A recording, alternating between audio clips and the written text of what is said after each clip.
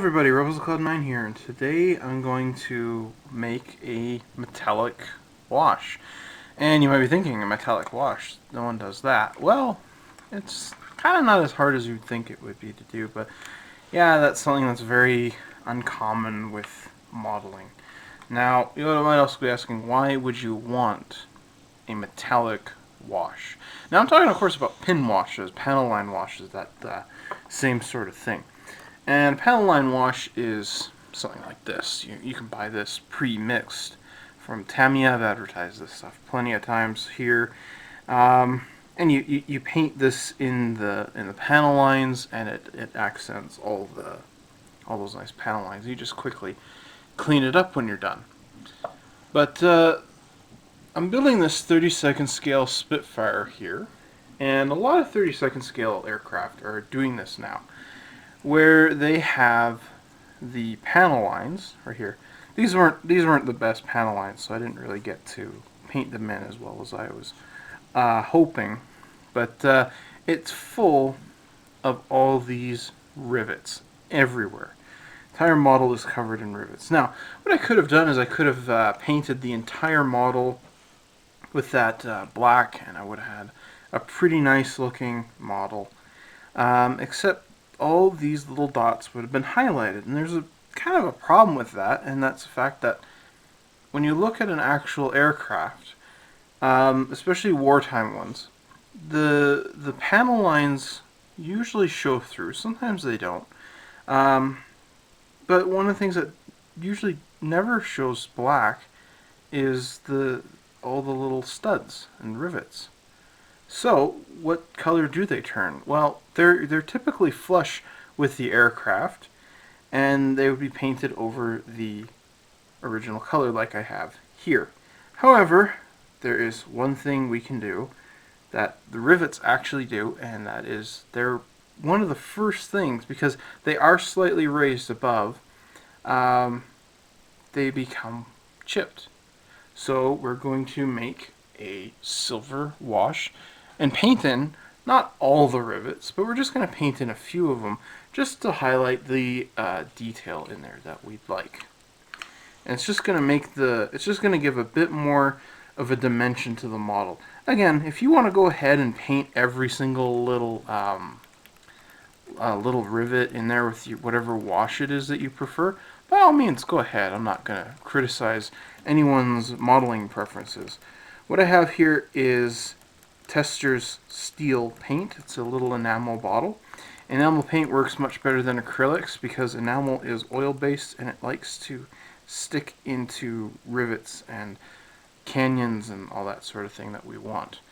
Acrylics tend to bleed more around and pool in a certain area. So I have this little Kinder container here. I'm just going to pour just a little bit of this stuff in here. Now, kind of one of the tricks when you're doing this, and it's one of the reasons why I'm using steel instead of something like metallic silver, is more metallic silvers have specks in them, and you can see that when you pick up the paint, how kind of it looks like all these little bits of glitter in it. Those are specks. And you don't exactly want something with a lot of specks when you're doing this. You want something that's kind of a more uniform silver. And I'm using this this steel color because it's kind of a dull silver, which will give kind of the impression that they haven't touched it up in a while, and maybe it's got debris, engine smoke on it or something like that. It's just going to be kind of a more weathered metallic look. And I have, again, mineral spirits here, which is what I like to use to thin down for washes and things like that. I find that it works really well. So I'm just going to dab a couple drops in here. And that was about 3 of those little spoonfuls of, there we go, of paint. So I'm going to try 3, maybe 4. Because these are a bit smaller drops that I'm going to add in. Let's clap that down there. And let's stir up the paint.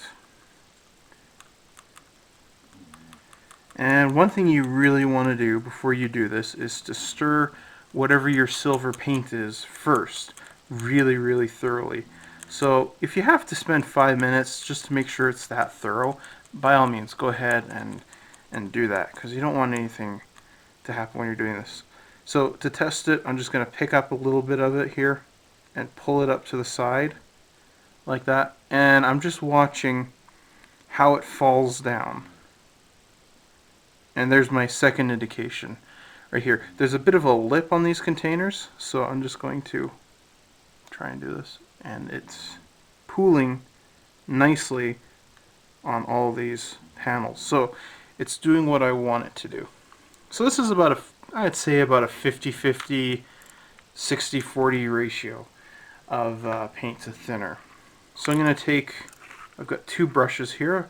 I've got a wider tiny head, and I'm just going to take my Spitfire here and simply paint in a few of the rivets here. Now when you're doing this, you also really want to pay attention to places where there would be usage, you know, like this is a walkway here, so I'm going to put some more there. On the rondelles here, this is a gun cover, so I'd kind of like to put a little bit there. Someone would be, you know, laying here, removing these gun panels, that type of thing. That's all up to you, the modeler. So I'm going to go ahead and just kind of paint the rest of the model, and a lot of it you can do is just by adding like a small dot like that. It's just something incredibly tiny, like you just like that. Like I probably covered 3 little rivets there. But when this dries, which is when I will resume, we're going to clean that up and see how it looks, and it's going to give us hopefully the desired result that we want. But remember to pay attention to where things would be happening, where the crews would be handling the aircraft. You don't necessarily have to do it on the underside because it's a very light color. It's not something your eye is going to see right away, but more so you kind of want to have it here on top. So I'm going to go, like I said, I'm going to go paint the rest of this, and once it's dried, I will come back and we will remove our little panel line wash here of silver.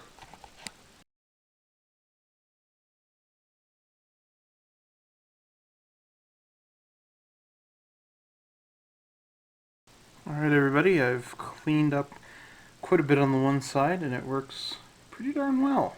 It needs a bit more cleaning to do because it is silver, but that's not that big of a problem. Now, for cleaning this up, I'm using again mineral spirits, but this is a cotton swab, Tamiya cotton swab pointed tipped, and this helps out quite a bit. But I'm just going to use a regular Q-tip for this part here, and it seems to be doing the job just fine. So it's again, it's pretty simple to clean up, but what you want to do is you want to kind of dab at it a bit and kind of lift as you're doing it, and same thing here when you're cleaning it, because you don't really want to spread it out a lot. And so let's try like right here. Here's a good example of getting it in the seam lines, which, you know, is something I didn't really want to have happen, but that'll be an easy fix with just some more of the black panel line color here. So let's just clean this off. And there we go. So I've almost got the whole thing cleaned. So when you're doing this, I'm just gonna put this to the side here, and I'll finish the rest of that later. So remember, when you're doing this, this color like steel works pretty well. I'm quite happy with it, and I can see this nice little glisten of these circular rivets that are worn out on the model. It looks particularly nice if you can get it somewhere here, like on the rondelle, where it's on this blue and it really kind of shines out. It's very hard to see it on this with this camera, but it's definitely there, and it's definitely something you might want to pick up and try with whatever your next project might be. It's just this very simple and more subtle way of weathering up whatever your model might be. And remember, it's your choice for whatever it is you're building. But in general, all these rivets on here, you're not going to see. You know, if you're trying to make it to be realistic, if you like the look of it, you think that's kind of fun, by all means, go ahead and do that and have as much fun with it as you want. It's your model, your rules. So I'm just showing you this other way how to do it. And again, it's about a 50-50 mix. The only problem I ran into when I did this, you can see it's very gray in here, and it just needed to be stirred quite a bit more often. And I would just be like every 3 dots, I would just go in and stir it up with a brush and dab it off, and I was good to go again. So that wasn't too big of a problem for me. But one of the last things that I will do is I've got a lot of direction lines that I did with a filtered before, and it creates all these streaks, and so I've kind of disrupted that by adding on all these dots. But that's an easy fix, and it's just going to involve this fat handled brush here, and it just you don't even really feel that there's mineral spirits on there, but you can see it. And I'll just show you this really quick. I'm gonna need the tissue for this. So you just dab, again, most of it off. And you're going to see it right here. Hopefully the camera will pick this up. Let me just put it down. There we go. And you just brush it like this. And you start at the front of the wing and you work your way back, pulling as straight a line as you can. And this would be your wind direction. You want to clean up a bit more. You just twist your brush to the side and you add a bit of pressure, and it cleans itself up quite nicely. So what I'm probably going to do is, where all these spots are, I'm going to go back and give them a scrub later on before I finish the model. But that's about all you want to do for this little dot wash. And again, you can see I got it there in the panel line. That's a simple fix with some of the black paint, and you're good to go again. But give it a try if you like. I'm quite satisfied with the results, and definitely going to be trying this again in the future with whatever 30-second scale projects I have. So hope you guys enjoyed this. This is RobesCloud9. If I haven't taught you anything, at least you've learned what not to do. I'll see you guys later.